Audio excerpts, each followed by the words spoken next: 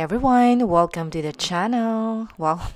Hi guys, in today's video, I'm going to share with you what I cook and eat on my day off. Dalawang soup recipes at gumawa rin ako dito ng ano bang ginawa ko dito? Burritos. Breakfast burritos. Okay? So, nakita nyo dito sa video, naglagay ako ng beef sa isang pot with water. Iboboil ko yon. And at the same time, maglaga rin tayo dito ng, nilaga ba ang tawag sa mung beans? Basta magpakulo tayo ng mung beans. So, while nagpakulo tayo ng karne at yung mung beans, ang routine ko ay piniprep ko yung lahat ng spices and vegetables na gagamitin. So, sa cooking day na ito, I prep yung onions, ginger, tomatoes. Yun yung mga basic na nilalagay ko talaga kapag nagluluto ako ng soup recipes. Kung gusto nyo naman ng recipe sa kung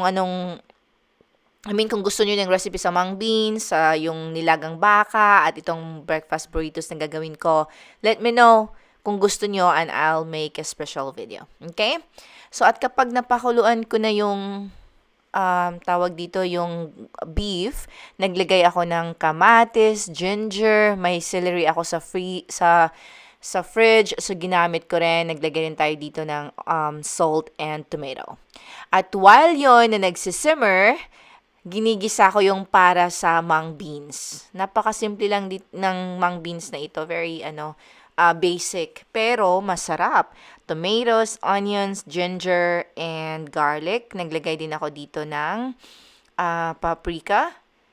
Kung ano yung spices na feel nyo. Wow, feel nyo. Kasi sa cooking naman, para sa akin talaga, it's always about your taste. Pwede naman mag-stick kayo sa kung ano yung classic, at pwede namang maglagay kayo kung ano yung gusto nyo. Okay? So, dito, ginigisa ko lang yung chicken. Masarap sa munggo kapag merong pork. Kaso, hindi rin ako kumakain masyado ng pork. So, I used chicken sa recipe na ito. And that's it. Naglagay ako ng salt and pepper. Minsan, nilagyan ko rin ito ng fish sauce or soy sauce o kung ano yung pampalasa na gusto nyo. Hindi naman sa naglagay kayo ng fish sauce, soy sauce, and salt ay maalat na. Magkaibang lasa or sarap lang yung binibigay nyon. Basta wag naman masyadong marami. And that's it. Usually, kapag meron akong malunggay, nilalagyan ko siya ng malunggay. Pero ngayon kasi, ang available sa akin ay yung tinatawag nila dito na super greens. Merong iba't ibang klase ng greens ito. Spinach, arugula, kung ano man yan. Nilagay ko lang siya dyan and then I turn off the heat at madali na kasing lutuin pag ganong greens. Kahit hindi naman lutuin yung greens talaga, masarap na siya. But anyway, yan yung aking mung beans recipe with chicken. Again, kung gusto niyo yung recipe, let me know.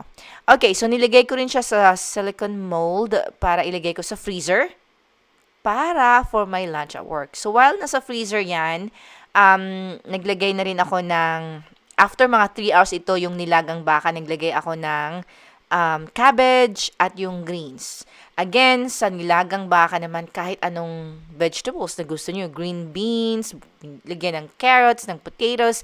Kaso wala akong mga ganon. Today, meron lang akong isang corn, so nilagay ko yan. And then, that's it. Very simple. Naglagay ako ng konting fish sauce para sa aking soup na nilaga. Okay? And then, yes, nag-take lang ako ng mga 20 minutes na break. Niluto ko rin or naggumawa ako ng breakfast burritos. So, ang ingredients ko dito, kung ano yung available sa akin. Meron akong cheddar cheese, potatoes, ground beef, nag-scramble ng eggs. Yung potatoes na ginamit ko ay frozen na hash brown. Sa sauce naman, mayo and hot sauce nilagay ko. And then, that's it. I-wrap natin sa isang tortillas and that's very simple, pero masarap. At later on, kapag pag medyo malamig na, i-wrap natin ito sa isang foil and then put in the fridge for future use. Wow. Ito na yung nangyari sa mung beans. O see? 1 or 2 servings ito. So, ito yung dinadala ko sa work with crackers, of course, with rice. Napakasimple lang, guys, ng mga food na ito, pero it saves you money and keeps you healthy.